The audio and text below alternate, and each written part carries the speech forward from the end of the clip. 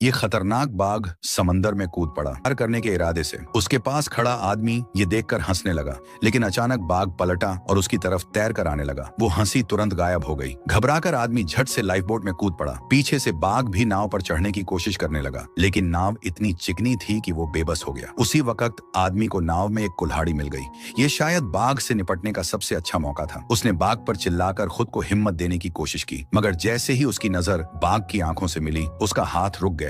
बाघ की दहाड़ सुनकर शाओ शुआई उलझ गया और पूरी रात नाव पर ही ठहरा रहा। सुबह होते ही उसने तय किया कि लकड़ी की बेड़ी समंदर में धकेल दे और उसमें चढ़ जाए। उसने सीढ़ी जैसा बनाने के लिए एक तख्ती भी फेंक दी और बाघ के आने से पहले ही वो बेड़ी पर कूद पड़ा, क्योंकि ऐसे ही वो सुरक्षित रह सकता था। अगली सुबह जब शाओ शुआई थोड़ा आराम कर रहा था, उसने लाइफ बोट से सारा सामान बेड़ी पर ला दिया। सामान गिन ही रहा था कि अचानक एक बड़ी मछली उसके पैरों के पास लगे जाल में फंस गई। उसने बिना वक्त गंवाए जाल खींच लिया और बगल की कुल्हाड़ी उठाकर मछली को मार दिया। मछली का रंग फीका पड़ते ही शाओ शुआई रो पड़ा। ये पहली बार था जब उसने किसी को मारा था। उसने भगवान से माफी मांगी और फिर मछली बाघ को खिलाने के लिए लाइफ बोट में डाल दी। रात होते ही चारों तरफ पानी में चमचमाते जेलीफिश दिखाई देने लगे। वो नजारा देख शाओ शुआई मंत्रमुग्ध हो गया, लेकिन तभी एक विशाल व्हेल सतह पर आई और उसकी नाव को जोरदार लहर से तहस नहस कर दिया। सारा खाना और पानी समंदर में डूब गया। अब इस अनंत समुद्र में उनके सामने सिर्फ मौत ही बची थी।